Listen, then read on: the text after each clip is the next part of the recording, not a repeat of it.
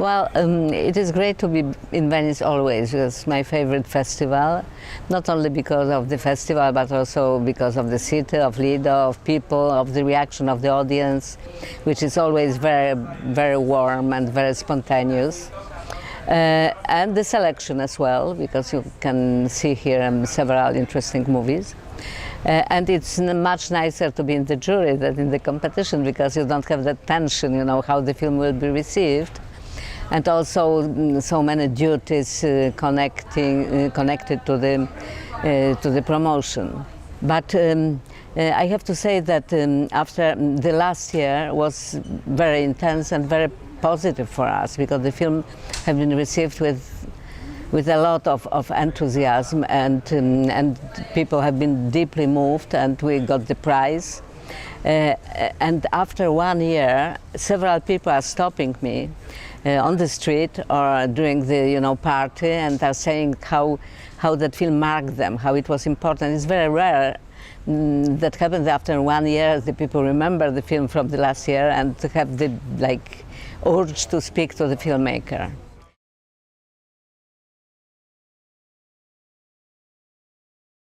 Unfortunately, not so much, and in some areas even for the wars.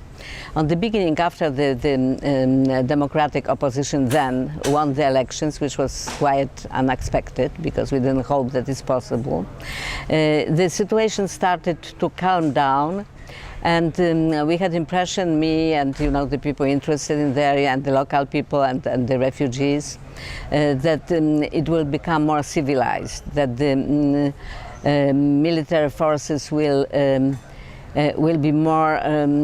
be following the law, international law and Polish law. But after a while, before European elections, Prime Minister Mr. Tusk started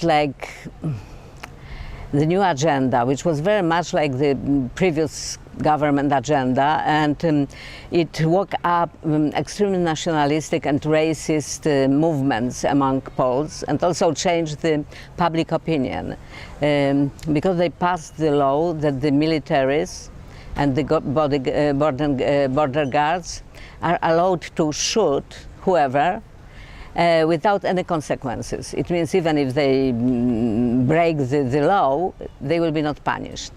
So that is the first law of that kind, which was taken in a European Union country, and I think it is very dangerous precedence, which can lead into, how to say, the feeling of the impunity helps the escalation of the violence.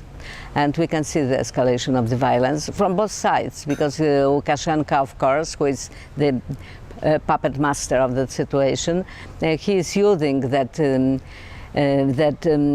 political decisions to escalate the violence from their side. It means to push toward the border the people who we don't know who they are, the smugglers, the terrorists maybe.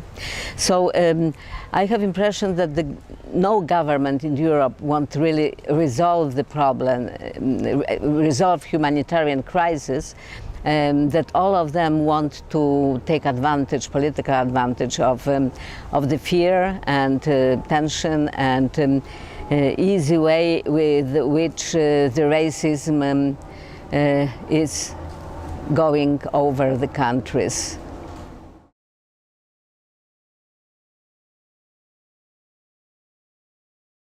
The co-production, European co-production, it is very complicated, complex art.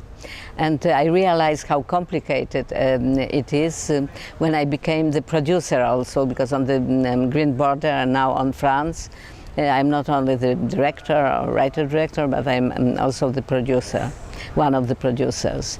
So I had the insight into the complexity of the, rules and laws and so. It is very difficult to finance the film from one country and one source. The co-production are like logical way to make the budgets bigger, but also to find the markets for the distribution of our films outside of domestic. For me, the co-production with Czechia is totally logical. I feel partly Czech. It's the country where I study, where I have a lot of friends, know the culture, history, and so. And I am for Czech people also somebody very close. Some of them consider me as the best Czech woman director. But also on Green Border, it was multi-co-production. It was Czechia, Poland, Belgium, and France. And now with my film about Franz Kafka, we have Czechia, Germany, and Poland. And we tried also France, but finally we ended with the French distribution only. It's good, but it's hard. It means it's hard to make it logical, economically and artistically. But now I know a lot of producers, especially younger producers, who understand it and who are really able to navigate in the very positive way through the possibilities and traps.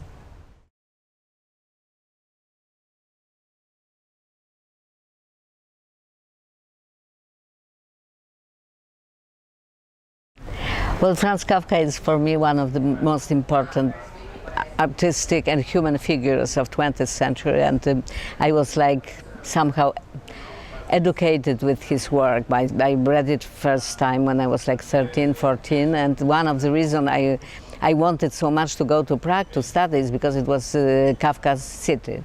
So it is a long history between me and Franz Kafka, but I never felt that I can find the courage to make something like biopic. And when we decided with my Czech friend producer Šárka Cimbalova that we'll go for that, I understood that it cannot be conventional biopic, that I have somehow to give the pieces and fragments of the things which I think are important, hoping that it comes together as kind of the puzzles. So the structure is very unusual for me, especially because most of my films have quite classical structure, and that one doesn't. So I'm like experimenting it pretty advanced age, which makes me very excited and a bit scared. We finished the shooting. We are in the middle of the editing. I think that probably the film will be ready somehow in January. And we will be aiming next year festivals. I think for Berlin it will be too late, but Cannes, Venice, and the fall festivals in the US. I hope that the film that the people like it. I think that it's quite unconventional and that it has some sincere strength, but I'm not a judge, really. The first few weeks of the editing I've been totally depressed, but now I start to see the hope.